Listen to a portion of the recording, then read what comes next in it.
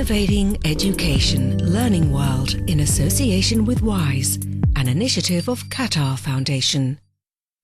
Taking a prolonged break from education before going to university is an increasingly popular choice for many young people.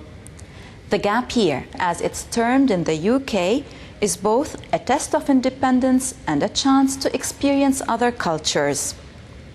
Australia, with its wild natural beauty and plentiful work opportunities, is a favoured destination, and it's our first stop in this week's Learning World.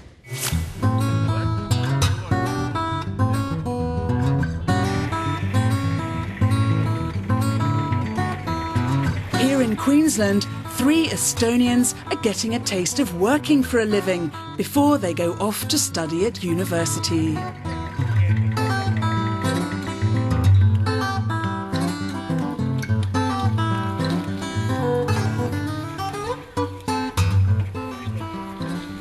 Hardest thing is the long hours, 10.5 hours usually. The same work, same movements. We are picking apples. You take apple, put into your basket, and that's it. But sometimes I feel that it's a challenge for me. I can't stand life just laying on the sofa, drinking beer and watching TV. I just want to see sometimes, can I do something harder? Australia is a popular choice for gap year students from all over the world. This gap year was both have new experiences, just travel and have this adventure, and also think about my life, because once you reach into the point where you have to decide if the things that you've done in life, are they correct? Do you want to continue them? Or do you want to do something else? And I decided that now is the time to do that. But it's not all work. There's time to play too and discover new activities. Feeding the animals is a new experience for people who've always lived in town.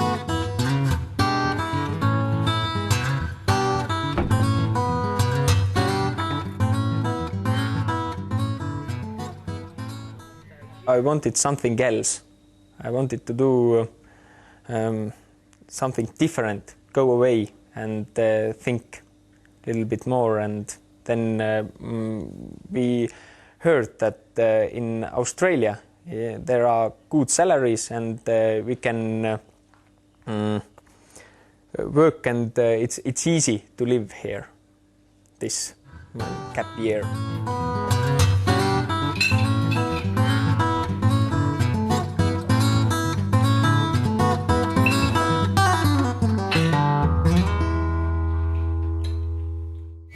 Well, to discuss this and other issues, we're joined now by Phil Murray, director of gapadvice.org. You believe the gap year is more than just a long holiday. What are the benefits? If I could say, first of all, it's not ideal for everyone, but at the age of 18, it's a very special time. Young people have had 14 years in education. Now is a chance to have a break, do something different, gain new skills, and certainly it's a boost in confidence. From a practical point of view also, you can influence your UCAS application, your application to university, be better prepared for higher education, and employers like it. So as far as I'm concerned, it's a big win for you. But some feel it's very hard to get back into education after such a long break. Even some students themselves. What is your advice to them? Yeah, this does worry a few parents. In fact, most young people do go back to university. But quite frankly, if they discover, let's say they were teaching in their gap year abroad and they discover they didn't like teaching, it's probably better that they actually discover that before they go to university and not go there.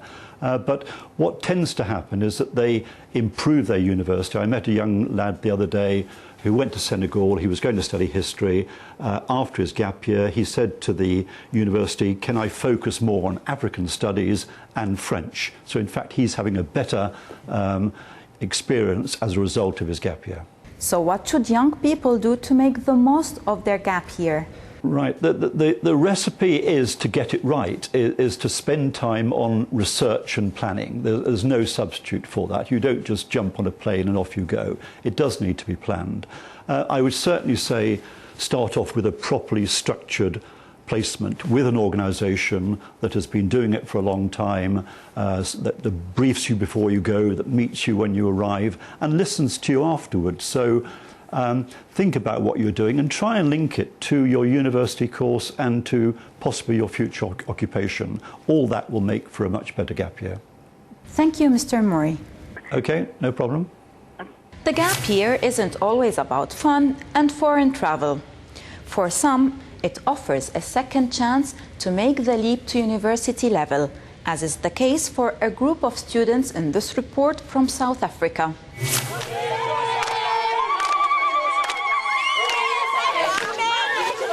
In South Africa, around half of 19 to 25-year-olds are unemployed, meaning that competition for jobs is fierce. A good education is crucial. But schools are overflowing, dropout rates are high, and exam passes are rare. There can be anything up to 70 students in a single class. We've got a mass-based system of education in this country. Essentially, if you want to go to school, particularly in the metropolitan areas, whether it be primary or secondary schooling, you can actually go to school. Our problem is not one of quantity then, it's of quality.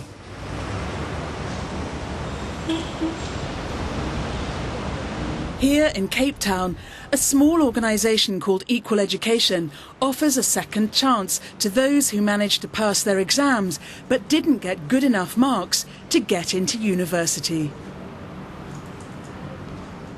I feel like there's a lot of progress and support more than last year, because we are only 15 and we get lots of help from the teachers. Friction force. So the frictional force is working against the direction of the keep. As everyone knows, individual attention is what gets results. Okay, and you? In their science teaching, nothing has ever been related to the real world and everyday life. So it's just been an isolated school subject that you do. And my passion is making kids understand how science explains things to them. As well as upping their own academic performance, during this gap year, students are expected to take part in actions to increase academic access for everyone. What we are looking to create is a movement, a powerful movement, which can inject accountability into the education system and which can raise people's awareness, raise people's knowledge about their rights, and be a vehicle for them to actually advocate for their rights. The lucky few campaign for more teachers with better training, more libraries and improved school infrastructure, so that everyone can get a good education.